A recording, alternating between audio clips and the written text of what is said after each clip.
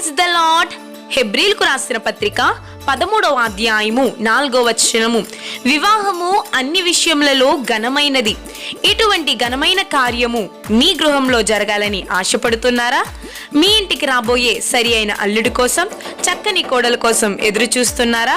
మీకు సహాయం అందించడానికి ఇజ్రాయేల్ మినిస్ట్రీస్ మీ ముందుకొచ్చింది కనుక ఇంకెందుకు ఆలస్యం? స్క్రీన్ మీద కనబడుతున్న నెంబర్కి ఇప్పుడే కాంటాక్ట్ అయ్యి మీ డీటెయిల్స్ మాకు అందించినట్లయితే తప్పనిసరిగా మీకు కావలసిన రీతిగా మీకు సహాయం మేము అందించగలము.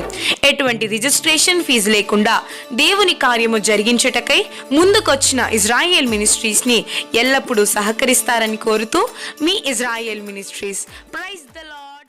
అందరికీ మరణాతండి. ఇజ్రాయెల్ మినిస్ట్రీస్ అనే కార్యక్రమాన్ని వీక్షిస్తున్న మీ అందరికీ మా హృదయపూర్వకమైన వందన మరణాతలు. అందరూ బాగున్నారు కదా? మరి ఈ రోజు కూడా మరొక చక్కని అంశం ద్వారా దేవుడు మనందరితో మాట్లాడడానికి ఇష్టపడుతూ ఉన్నారు. మరి అందరూ కూడా ఈ యొక్క కార్యక్రమాలు వీక్షిస్తూ చక్కగా మమ్మల్ని ప్రోత్సహిస్తూ బలపరుస్తున్న మీ అందరికీ హృదయపూర్వకమైన వందన మరణాతలండి.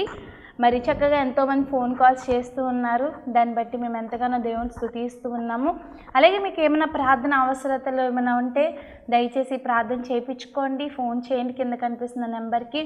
మరి దేవుడు మిమ్మల్ని మీ కుటుంబాలు దీవించాలని మేము అనుదినం ప్రార్థిస్తూ ఉన్నాము. ఈరోజు మన యొక్క అంశం ఏంటంటే క్షమాపణ అనేటువంటి అంశం గురించి ఈరోజు కొన్ని విషయాల్ని ధ్యానం చేసుకుందాం. మరి వాక్యాన్ని చదువుకుందాం. మత్తయి సువార్త 6వ అధ్యాయం 14-15 వచనాలు చదువుకుందాం. మనుషులు అపరాధములను మీరు క్షమించిన యెడల మీ పరలోకపు తండ్రి మీ అపరాధములను క్షమించును. మీరు మనుషుల అపరాధములను క్షమింపకపోయిన యెడల మీ తండ్రి మీ అపరాధములను క్షమించడు. చాలండి, కళ్ళు మూసుకుందాం, చిన్న ప్రార్థన చేసుకుందాం. శరణతుడా, మహోన్నతుడా, సకలాశీర్వాదమునకు కారణభూతుడైన మా ప్రియ పరలోక తండ్రి, మీ ఘనమైన శ్రేష్టమైన ఉన్నతమైన నామాన్ని బట్టి నీకు వేలాది స్తుతులు స్తోత్రాలయ్యా. నిలబడిన నాలో ఏ గొప్పతనం లేదు నాయనా, ఏ మంచితనం లేదు నాయనా. నా నోట మీ మాట ఉంచి మీరే అద్భుతమైన మాటల్ని బిడ్డలైన వారితో మీరే మాట్లాడి వినే చెవులను పరిశీలించే హృదయాలను ప్రతి ఒక్కరికి దయచేయండి నాయనా.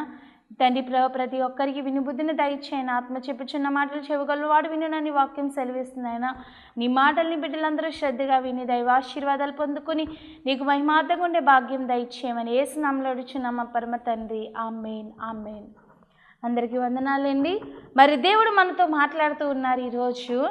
మరి వాక్య లేఖనాల్లో మనం ధ్యానించుకున్నాము, మనుష్యుల అపరాధములను మీరు క్షమించిన యెడల మీ పరలోకపు తండ్రి మీ అపరాధములను క్షమించును. మీరు మనుషుల అపరాధములను క్షమింపకపోయిన యెడల మీ తండ్రి మీ అపరాధములను క్షమించడు అని దేవుని వాక్యం సెలవిస్తుంది.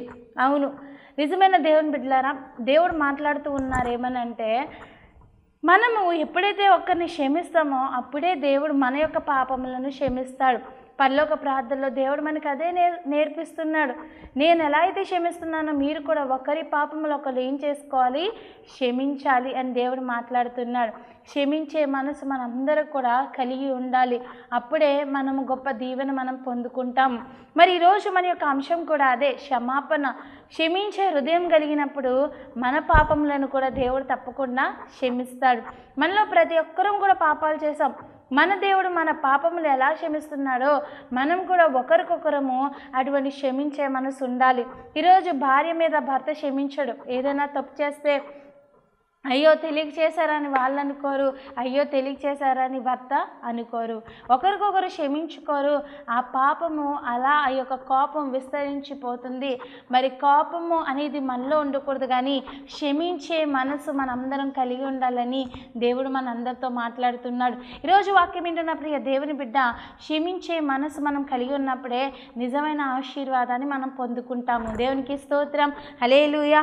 మనం చూసినట్లయితే మరి మనుష్యుల అపరాధములను మనం క్షమించినప్పుడు దేవుడు కూడా మన అపరాధములను క్షమిస్తాడు.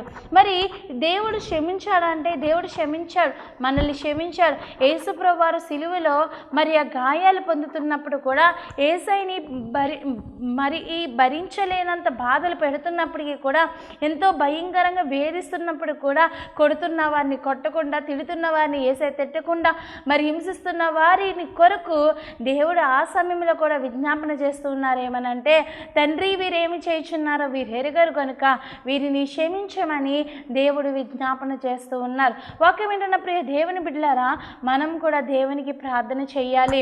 మనం కూడా క్షమించే మనసు మనం కలిగి ఉండాలి. నీ శత్రువుల కొరకు నువ్వు ప్రార్థన చేయాలి. అందరినీ కూడా క్షమించే వారిగా ఉండాలి. నీకెవ్వరు శత్రువులు అనేది ఉండకూడదు. దేవుని వాక్యం సెలవిస్తుంది, నువ్వు సమాధానపడి దేవునికి కానుకను సమర్పించాలంట. నువ్వు సమాధానపడి ప్రభు సంస్కారం తీసుకోవాలంట. ప్రతి విషయంలో నీకు ఏ శత్రువు ఉన్న దేవునికి ఇష్టం కాదు. క్షమించే మనసు మనమందరం కూడా కలిగి ఉండాలని దేవుని వాక్యం సెలవిస్తూ ఉంది. మనం వాక్యంలో చదువుకున్నట్లయితే మరి మత్తయి సువార్త 18వ అధ్యాయము 21-22 వచనంలో మనకి కనిపిస్తుంది. అక్కడ ఒక మనిషిని 7 మార్లు క్షమిస్తే చాలా అని పేతురు గారు అడుగుతుంటే, కాదు 7 సార్లు కాదు, 70 సార్లు, అంటే 70 సంవత్సరాలు క్షమిస్తూనే, అంటే మనం బ్రతికనన్నాళ్ళు కూడా క్షమిస్తూనే ఉండాలి. మనం కూడా ఒకరినొకరు క్షమించుకునే వారిగా ఉండాలి. మరి ఈ లోకంలో మనల్ని బాధ పెడితే ఇంచుమించుగా ఏదైనా ఒక మాట అనొచ్చు, ఎవరైనా మనల్ని తిట్టొచ్చు. కానీ మన యేసుప్రభుని ఎంతగా బాధ పెట్టారంటే, యేసయ్య ముఖం మీద ఉమ్ము కూడా వేశారండి, తలకు ముళ్ళ కిరీటం పెట్టారు, యేసయ్య వస్త్రాలు చీట్లు వేసుకున్నారు, మరి యేసుప్రభుని కొరడాలతో కొట్టారు, భయంకరమైన వేదనలు పెట్టారు. అలా వేధించిన వారిని కూడా మన యేసయ్య క్షమించారు. ఈరోజు నీవు నీ కుటుంబీకులు క్షమించగలుగుతున్నావా? నీ పిల్లలు తప్పు చేసినప్పుడు మళ్ళీ క్షమించి వాళ్ళని మంచి మార్గంలో నడిపించగలుగుతున్నావా? అలాగే నీ భార్యని క్షమించగలుగుతున్నావా? మీ భర్తను మీరు క్షమించగలుగుతున్నారా? మీ పొరుగు వారు ఏదో మాట అన్నారని నువ్వు దేవుని ప్రేమ చూపించకుండా వాళ్ళని క్షమించలేకపోతున్నావేమో. దేవుడు అంటున్నాడు, నీవు నీ పొరుగు వారిని ప్రేమించాలని దేవుడు మనకు నేర్పిస్తూ ఉన్నాడు. నువ్వు ఎవ్వరి మీద కక్షలు పెట్టుకోకూడదు, కానీ మనం ప్రతి ఒక్కరిని క్షమించాలి అని దేవుడు ఈ దినం మనతో మాట్లాడుతూ ఉన్నారు. యేసయ్య సిలువలో పలికిన మొదటి మాట కూడా అదే, తండ్రి వీరేమి చేయుచున్నారు వీరు ఎరగరు ప్రభువా, వీరిని క్షమించమని దేవుడు ఆ సమయంలో కూడా విజ్ఞాపన చేస్తూ ఉన్నారు. ఈరోజు మనం కూడా అటువంటి మంచి మనసును కలిగి ఉండాలి. మనం కూడా క్షమించినప్పుడే మన యొక్క నిజమైన స్వస్థతను పొందుకుంటామండి. దేవుడు పక్షవాయు రోగిని స్వస్థపరచడానికి ముందు అతని యొక్క పాపముల్ని ఏం చేశాడండి? క్షమించాడు. ఈరోజు మనం కూడా ఎప్పుడైతే క్షమాపణ పొందుకుంటామో, అప్పుడే క్షమిస్తామో, అప్పుడే నిజమైన స్వస్థతను మనం పొందుకుంటాము. ఈరోజు నీ ఇరుగు పొరుగు వారిని మీరు క్షమించాలి. ఒక సేవకులు అంటండి, సేవకుల దగ్గరికి వచ్చి ఒక ఆవిడ ప్రార్థన చేయించుకుంటుందంట. ప్రార్థన చేయించుకుంటుంటే ఈ సేవకులకి దేవుడు బయలుపరుస్తున్నాడంటే ఏమనంటే, ఆమెకు స్వస్థత రావాలంటే ఆమె ఎవరితో ఒక గొడవ పెట్టుకుంది, ముందు వెళ్ళి క్షమాపణ కోరాలి. అప్పుడు వాళ్ళిద్దరి మధ్యలో క్షమాపణ జరిగి సమాధానం కలిగి ఉన్నప్పుడే అప్పుడు ఆమెకు నిజమైన స్వస్థత వచ్చేస్తుందని దేవుడు బయలుపరుస్తున్నాడంట. ఈ సేవకులు ఇక్కడ నుండి ప్రార్థన చేసి చెప్తూ ఉన్నప్పుడు నాకెవరూ లేరు అంటున్నారంట. కానీ అప్పుడు దేవుడు ఆమెకు కూడా గుర్తు చేస్తున్నాడంటే, ఎప్పుడో పలానా ఆవిడతో గొడవ పడ్డావు కదా, ఆమె దగ్గరికి వెళ్ళి నువ్వు క్షమాపణ కోరినప్పుడు, మాట్లాడినప్పుడు నీకు స్వస్థత వస్తుందని దేవుడు బయలుపరిచాడంట. అప్పుడు వెళ్ళి మాట్లాడినప్పుడు ముందు వాడకుండానే ఆమెలో ఉన్న ప్రతి బలహీనతని దేవుడు నయం చేశాడు. మన పాపాలు, మన యొక్క బలహీనతలు క్షమించబడాలంటే ముందు, మన యొక్క రోగం నుంచి స్వస్థత పొందుకోవాలంటే ముందు మనము క్షమించే మనసు మనం కలిగి ఉండాలి. దేవుడు మన పాపములు క్షమించిన రీతిగా, మన అపరాధములను క్షమించిన రీతిగా మనం కూడా ఒకరికొకరము క్షమాపణ మనసు కలిగి మనం ఉండాలి. ఎప్పటికీ నేను క్షమించను అని అనకూడదు. కానీ తప్పిపోయిన కుమారుడు పాపము చేసినా, తప్పు చేసినా మళ్ళీ తిరిగి వచ్చినప్పుడు తండ్రి ఎలా చేర్చుకున్నాడో, నీ కుటుంబం వారు ఏ తప్పు చేసినా మళ్ళీ క్షమించి దేవుని యొక్క మార్గంలో నువ్వు నడిపించేవారిగా ఉండాలి.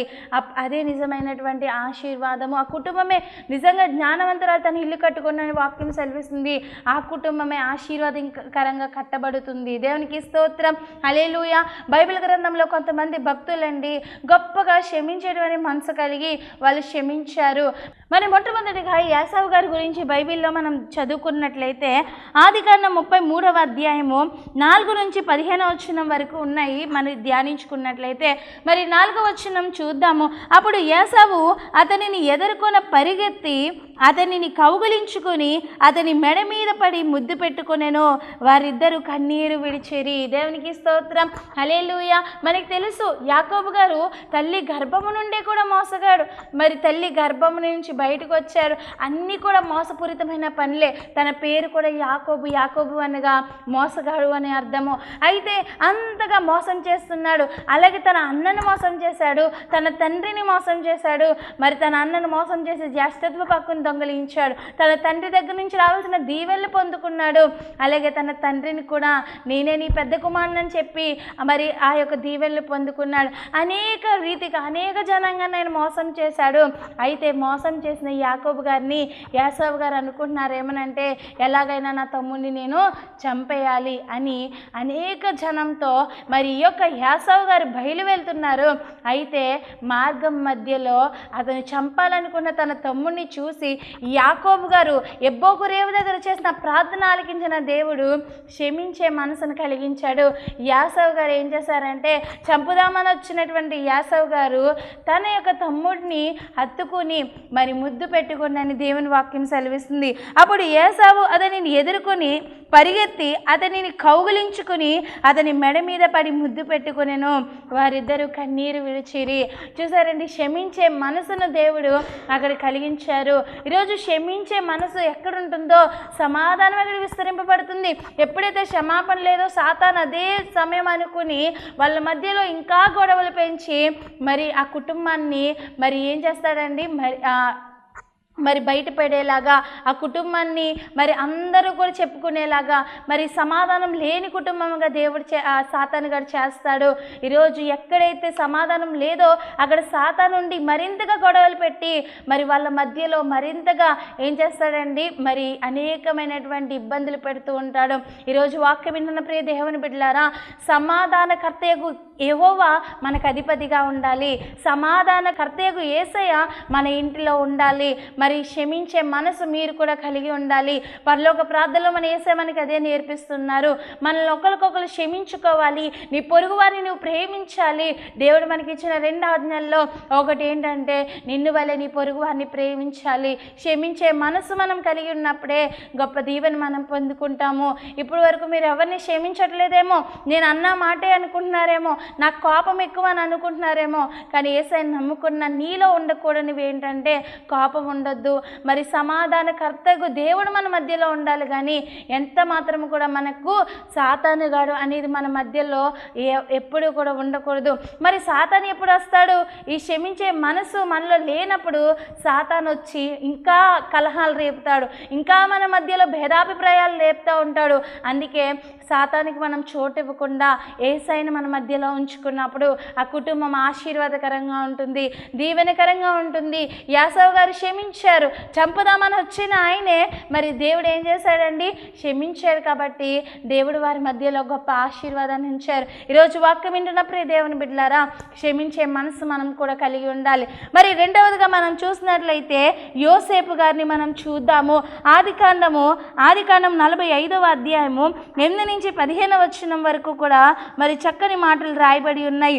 మరి అందులో 15వ వచనంలో మనం చదువుకున్నప్పుడు, అతడు తన సహోదరులందరినీ ముద్దు పెట్టుకుని వారి మీద పడి ఏడ్చిన తరువాత అతని సహోదరులు అతనితో మాట్లాడిరి. దేవునికి స్తోత్రం, హల్లెలూయా. మరి నిజంగా నాకు యోసేపు గారి జీవితం గురించి ఆలోచించినప్పుడు, ఈ వాక్యాన్ని చదివినప్పుడు అనిపిస్తుంది, మరి యోసేపు గారు లాంటి మంచి మనసు మనలో ఎవరికి కూడా ఉండదండి. ఎందుకంటే యోసేపు గారిని తన అన్నలు ఐగుప్తీలకు అమ్మేసి తన తండ్రికి దూరం చేశారు. తండ్రికి ఏమో కొడుకు చనిపోయాడని చెప్పారు, మరి తండ్రి నుండి కొడుకుని వేరు చేసేసారు. అయితే ఈ కలలు కనేవాడని చెప్పి అన్నలు పగబెట్టి ఐగుప్తీలకు అమ్మేశారు. ఐగుప్తి దేశంలో ఎలా బతికాడో తెలుసండి, తండ్రి దగ్గర ఎంతో సంతోషంగా బ్రతికే ఇతను ఇప్పుడు ఐగుప్తుల మధ్యలో ఒక బానిస బ్రతుకును బ్రతుకుతూ ఉన్నాడు. మరి అంత భయంకరమైనటువంటి బ్రతుకు రావడానికి కారణం ఏంటి? అంత నీచమైన పరిస్థితికి దిగజారిపోవడానికి గల కారణం ఏమిటి అంటే తన అన్నలే ఈ పనులు చేశారు. అలాంటి అన్నల్ని జీవితంలో ఎప్పుడైనా ఎదురుగుండా వస్తే ఎవరైనా సంతోషంగా చేర్చుకుంటారండి, హత్తుకుంటారా, వాళ్ళు కౌగిలించుకుంటారా? కానీ యోసేపు గారు చేసిన పని అదే, వాళ్ళని కౌగిలించుకున్నాడు. ఉన్నాడు. గల కారణం ఏంటంటే యోసేపు గారికి క్షమించేటువంటి మనసు ఉందండి. ఈరోజు యేసయ్యను నమ్ముకున్న మనకు కూడా మన దేవుడు ఎలా అయితే క్షమించే మనసు కలిగి ఉన్నారో, బైబిల్లో భక్తుడైన యోసేపు గారు ఎలా అయితే క్షమించే మనసు కలిగి ఉన్నారో, ఈరోజు నువ్వు కూడా నీ సహోదరులను క్షమించాలి, నీ యొక్క కుటుంబాన్ని క్షమించాలి, నీ భార్యని నీ భర్తని క్షమించాలి, నీ పిల్లల్ని నువ్వు క్షమించాలి. ఎప్పుడెప్పుడో మాట్లాడుకోకుండా ఉన్న నీ బంధువులతో నువ్వు వెళ్ళి మాట్లాడాలి. అదే నిజమైనటువంటి క్రైస్తవ్యము. దేవునికి స్తోత్రం, హల్లెలూయా. క్రైస్తవ్యం అంటే మతం కాదండి. క్రైస్తవ్యం అంటే ఒక మంచి మార్గము. ఆ మార్గము నువ్వు క్రియారూపంలో చూపిస్తేనే కదా అనేక మంది యేసయ్యలోకి నడుస్తారు. ఈ యొక్క యోసేపు గారు ఏం చేశారంటే, ఏ అన్నలైతే తనని అమ్మేశారో, ఏ అన్నలైతే అంత నీచమైన పరిస్థితికి ఇతను దిగజారిపోవడానికి కారకులయ్యారో, ఆ అన్నలే ఇప్పుడు ఏమయ్యారంటే ఆ అన్నల్నే కౌగిలించుకుని హత్తుకుని ఏడుస్తూ ఉన్నారంటండి. దేవునికి స్తోత్రం, హల్లెలూయా. అంతేకాదండి, ఒక మాటలో యోసేపు గారు అంటారు ఏమనంటే, నన్ను బానిసడుగా ఉండాలని మీరు అమ్మి వేశారు, కానీ అమ్మ వేయడం కూడా నా మంచికే, ఎందుకంటే దేవుడు నన్ను ఇక్కడ ప్రధానమంత్రిగా చేశాడు. దేవునికి స్తోత్రం, హల్లెలూయా. నన్ను ఇక్కడ దేవుడు నీచంగా ఉంచలేదు, నన్ను ఒక ఉన్నతమైన స్థితిలో ఉంచాడు. దాన్ని బట్టి కూడా నేను మిమ్మల్ని నేను ఏం చేస్తున్నా మెచ్చుకుంటున్నానని తన అన్నలకి తిరిగి మరి సంతోషం కౌగులించుకుని తన అన్నల కృతజ్ఞత చెప్పినట్టుగా చెప్తూ ఉన్నారు యోసేపు గారు. దేవునికి స్తోత్రం, హల్లెలూయా. మనకి ఒకరు కీడు చేద్దామన్నా అది ఎంత మాత్రం కీడు దేవుడు జరగనివ్వడండి. ఒకరు మనకి కీడు చేద్దామన్నా దేవుడు ఆ కీడును కూడా మేలు చేస్తాడు. నిన్ను ఎవరైనా ఏదైనా చేద్దామనుకున్నా హానిని కూడా దేవుడు మేలుకరంగా, నీ కన్నీటిని కూడా దేవుడు నాట్యముగా, నీ మాన బ్రతుకును కూడా మధురంగా దేవుడు మార్చగల సామర్థ్యుడు. దేవునికి స్తోత్రం, హల్లెలూయా. నీకెవ్వరు ఏం చేయాలనుకున్నా మీరు భయపడవద్దు. ఏ తెగులు నీ గుడారంకు సమీపించదు, ఏ అపాయము నీకు రాదు. దేవుడు మనకు వాగ్దానం చేశాడు, సాతాన్ని నీ కాళ్ళ క్రింద చితకు తొక్కే ఆ గొప్ప శక్తిని దేవుడు మనకి ఇచ్చాడు. దేవునికి స్తోత్రం, హల్లెలూయా. మరి ఏ కీడు మనకు తలపెట్టాలని సాతాను అనుకున్నా ఒకటి గుర్తుపెట్టుకోవాలి, ఈ లోకంలో ఉన్నవాడి కంటే మనలో ఉన్నవాడు శక్తిమంతుడు. దేవునికి స్తోత్రం, హల్లెలూయా. దావీదు గారు అంత గొలియాతుని చంపడానికి గల కారణం ఏంటంటే, దావీదు గారు తన బలమును బట్టి కాదండి. దావీదు గారు అన్నారు, యుద్ధము యెహోవాదే, నా దేవుడు నా పక్షమునున్నాడు, నా పక్షమున దేవుడు ఉన్నాడు కనుక నేను ఎవరినైనా కూడా ఏం చేయగలండి, యుద్ధం చేసి విజయం పొందగలను. ఈరోజు మనం దేనికి భయపడక్కర్లేదు. యోసేపు గారు మనం కూడా క్షమించే మనసు దేవుడు మనకి ఈరోజు నేర్పిస్తూ ఉన్నాడు. దేవుని క్రీస్తు యేసు కలిగిన మనస్సును మనం కూడా కలిగి ఉండాలి. భక్తుడైన పౌలు గారు అంటారు ఏమనంటే, యేసయ్యకు ఉన్నటువంటి మనసు నేను కలిగి ఉన్నాను, మీరు నన్ను పోలి నడుచుకోండి, నేను క్రీస్తుని పోలి నడుచుకున్న రీతిగా మీరు నన్ను పోలి నడుచుకోండి. ఆయనలో ఏముంది, ఏం నడుచుకున్నారు పౌలు గారు అంటే, ఆ యేసయ్యలో ఉన్న క్షమించే మనసు పౌలు గారు నడుచుకున్నారు. ఈరోజు పౌలు గారు భక్తులు ఎంతోమంది ఎలా అయితే క్షమించే మనసు కలిగి ఉన్నారో, ఈరోజు వాక్యం వింటున్న ప్రియ దేవుని బిడ్డ, నేను అందరం కూడా క్షమించేటువంటి మనస్సు మనం కూడా కలిగి ఉండాలి. ఎవరైనా నిన్ను ఏదన్నా అంటున్నారా, మనం ఏం చేయాలంటే వాళ్ళని క్షమించాలి. పగ తీర్చుకోవడం దేవుడి పని. ఒకవేళ నిన్ను వాళ్ళు ఏదన్నా అన్నా కూడా దేవుడు చేసిన ప్రార్థన మనం కూడా చేయాలి. తండ్రి వీరు ఏం చేస్తున్నారు, వీరు తెలియదు, నన్ను అన్నారు కానీ నీకు అప్ప చెప్పుకుంటున్నానని మన బాధను, మన భారమును, నీ భారం ఎవో మీద మోపము, ఆయన నిన్ను ఆదుకొనునని దేవుడు వాక్యం సెలవిస్తుంది. తప్పకుండా దేవుడు మనల్ని ఆదుకుంటాడండి. మరి యేసన్న గారి జీవితంలో జరిగినటువంటి ఒక అనుభవం నాకు జ్ఞాపకం వచ్చినప్పుడు నాకు చాలా ఆశ్చర్యం అనిపిస్తుంది. ఏంటంటే, మరి యేసన్న గారు ఒకరోజు సువార్తకు వెళ్ళినప్పుడు అంటండి, మరి ఆ యొక్క సువార్తకి వెళ్ళినప్పుడు ఆ ఇంట్లో యజమానురాలు మరి అంటుందంటే ఏమనంటే, అయ్యా మరి రాత్రి అయిపోతుంది, అయితే కొంచెం భోజనం చేసి మరి వెళ్ళిపోదురయ్యా అంటే, అప్పుడు యేసన్న గారు వద్దు అంటే ఆమె బలవంతం మీదకి కడికి భోజనానికి కూర్చున్నారంటండి. భోజనం పెట్టిందంట. ఇలా సగం భోజనం తింటూ ఉన్నారంట. ఈలోపు ఎవరు వచ్చారంట, ఇంటి యజమానుడు వచ్చారు. అయితే ఆయన వచ్చి అంటున్నాడంటే ఏమనంట, బ్యాగులన్నీ పెట్టుకుంటూ అక్కడ అటు ఇటు తిరుగుతూ, ఈ పాస్టర్లకి ఏం పని లేదు, వీళ్ళకి ఏ పని పాట ఉండదు, అందరి ఇంటి దగ్గరికి రావడం, భోజనాలు చేయడం, ఇలా ఏవేవో మాటలు మరి యేసన్న గారికి బాధపడేలా మాట్లాడుతూ అటు ఇటు తిరుగుతున్నారంట. ఎంతసేపుకి ఏం మాట్లాడుతున్నా యేసన్న గారు ఏం మాట్లాడకుండా అలా ఉండడం చూసి ఒక్కొక్కసారి చూడండి ఏదైనా స్పందించకపోతే ఇంకా కోపం వచ్చి ఇంకా అనేస్తారు చూసారా. అలా అంటూ ఏం చేశారంటే ప్లేట్ దగ్గరికి వచ్చి ఆ తింటున్న కంచంలో మాట్లాడుతూ ఉమ్ము వేశారంటండి. ఎవరండి? ఆ యొక్క ఇంటి యజమానుడు యేసన్న గారి యొక్క తింటున్న కంచంలో ఉమ్ము వేశారంట. ఆ పరిస్థితిలో ఇప్పుడున్న జనరేషన్లో ఏ సేవకులైనా సరే అలా గెంటేసి వెళ్ళిపోతారు కదండి. కానీ యేసన్న గారు ఎంత మంచి మనసు అంటే మరి ఆ యొక్క ఉమ్మును కూడా ఆ యొక్క అన్నంతో కలుపుకుని తిన్నారంటండి. తినేసి అంతా అయిపోయిన తర్వాత మరి చేయి కడుక్కొని అమ్మ వెళ్ళొస్తానమ్మా వందనాలని చెప్పి వెళ్ళిపోయారంట. అయితే ఈ యొక్క వ్యక్తి పడుకుంటున్నాడంట కానీ నిద్ర పట్టట్లేదంట. ఎందుకంటే అదే సన్నివేశం గుర్తుకొచ్చేస్తుందంట. ఒక వ్యక్తి ఉమ్ము వేస్తున్న ఎలా కలుపుకుని తిన్నాడు? నేను ఎవరైనా బయట ఏదైనా మాట జారితేనే వాళ్ళు వచ్చి గొడవ పడిపోతారు, అలాంటి దీన్ని మాట్లాడిన ఒక వ్యక్తి ఎందుకు స్పందించలేదు?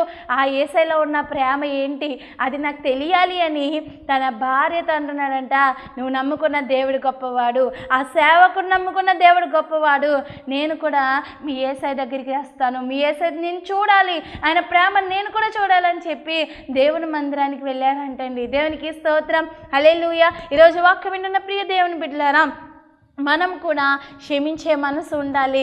రాళ్లతో కొడుతున్న వారిని, హింసిస్తున్న వారిని ఈ స్టెఫెన్ గారు వారి గురించి కూడా ప్రార్థిస్తున్నారు. ప్రభువా ఈ పాపము వారి మీద నువ్వు మోపొద్దయ్యా. దేవునికి స్తోత్రం, హల్లెలూయా. వాక్యం వింటున్న ప్రియ దేవుని బిడ్డలారా, అలాంటి క్షమించే మనసు మనకు కలిగి ఉన్నామండి.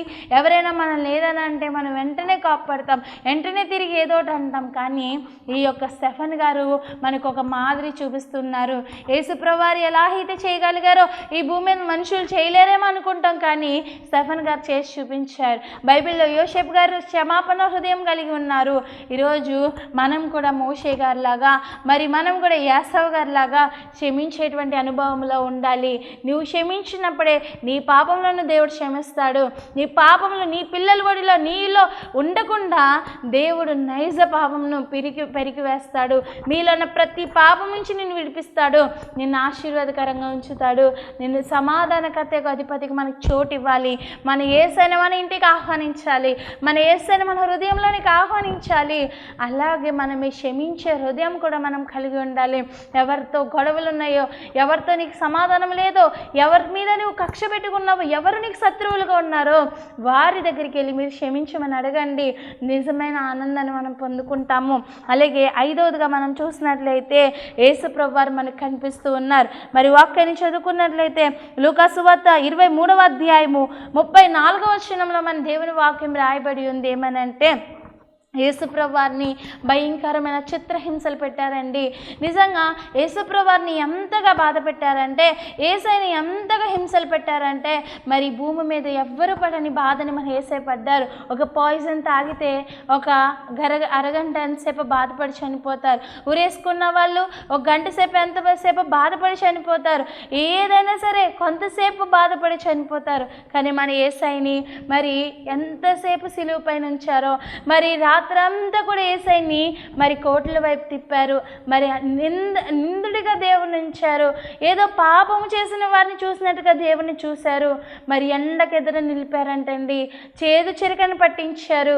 మరి భయంకరమైన చిత్రహింసలు పెట్టారు. కొరడాలతో కొట్టారు, రాళ్లతో మరి ఎంతో భయంకరంగా యేసయ్య వస్త్రాలు చీట్లు వేసుకున్నారు, ముఖం మీద ఉమ్ము వేశారు. అయినప్పటికీ కూడా మన దేవుడు మరి ఎంతగానో వాళ్ళని ప్రేమించాడు. ఆ సమయంలో కూడా క్షమించమని కోరాడు. కానీ ఎంత మాత్రము ఎవరిని ఆ సమయంలో మరి చిన్నప్పుడు మేము డాడీని అడిగేవాళ్ళం ఏమనంటే, మరి యేసయ్యకి అన్ని పవర్స్ ఉన్నాయి కదా, యేసయ్య శక్తివంతుడు కదా, మరి యేసయ్య బలవంతుడు కదా, యేసయ్య ఏదనుకుంటే చేసేవారు కదా. మరి ఆ సమయంలో యేసయ్య కొల్లెర చేస్తే చాలు కదా డాడీ, వాళ్ళందరూ మస్ అయిపోతారు కదా, వాళ్ళందరూ అక్కడికక్కడే మరణిస్తారు కదా అని అడిగితే, అవునమ్మా యేసయ్య అలా ఒక్క నోటి మాట చాలు, అక్కడ అందరూ నశించిపోతారు. కానీ యేసయ్య నీ కోసం నా కోసం మన పాపముల నిమిత్తము మన కోసం చనిపోయారు.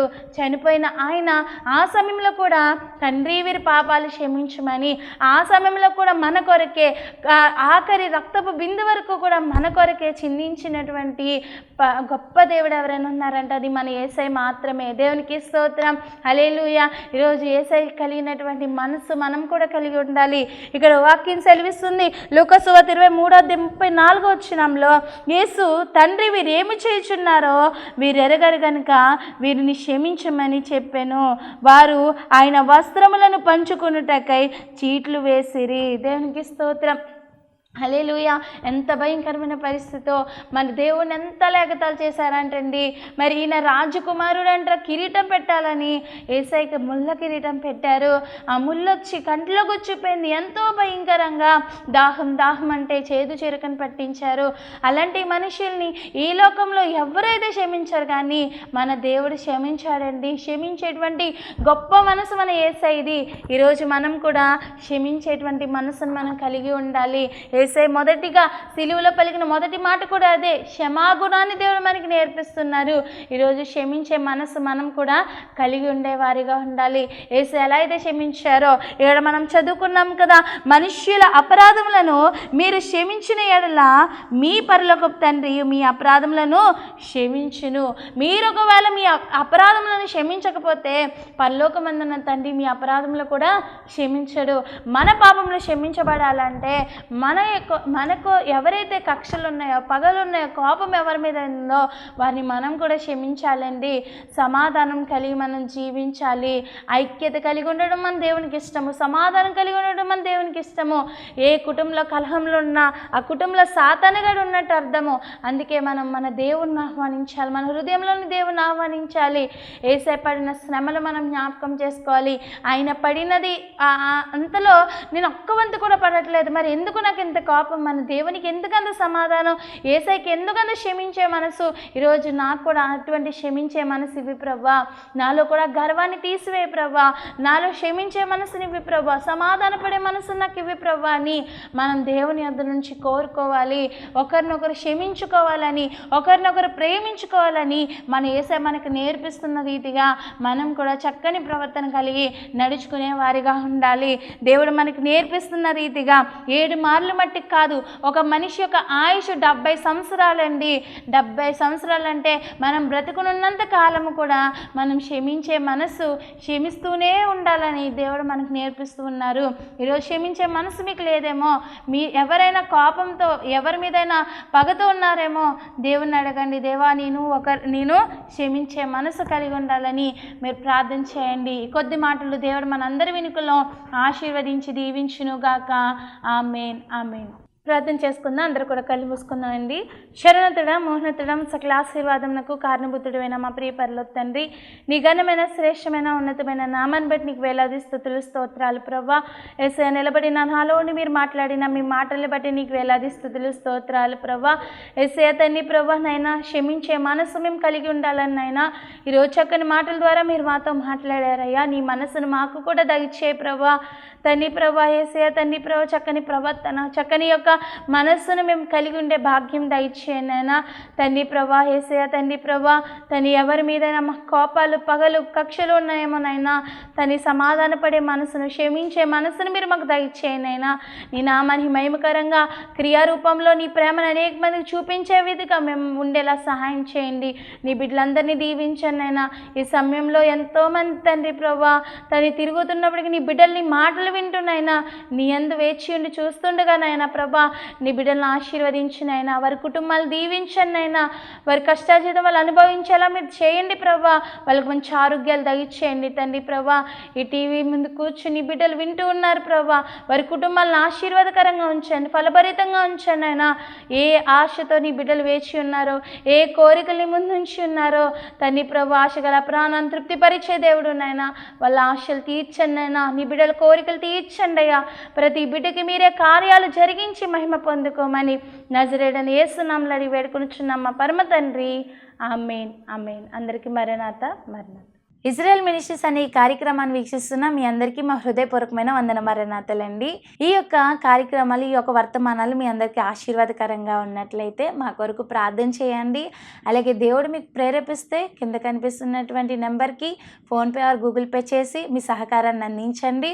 అలాగే మీలో ఎవరికైనా ఎటువంటి అనారోగ్య సమస్యలైనా, ఎటువంటి ప్రార్థన అవసరమైతే కనుక మరి నెంబర్కి ఫోన్ చేసి ప్రార్థన చేయించుకోండి. దేవుడు మిమ్మల్ని మీ కుటుంబాలను ఆశీర్వదించి ఫలభరితంగా దీవించునుగాక. Amen, amen. Praise lord.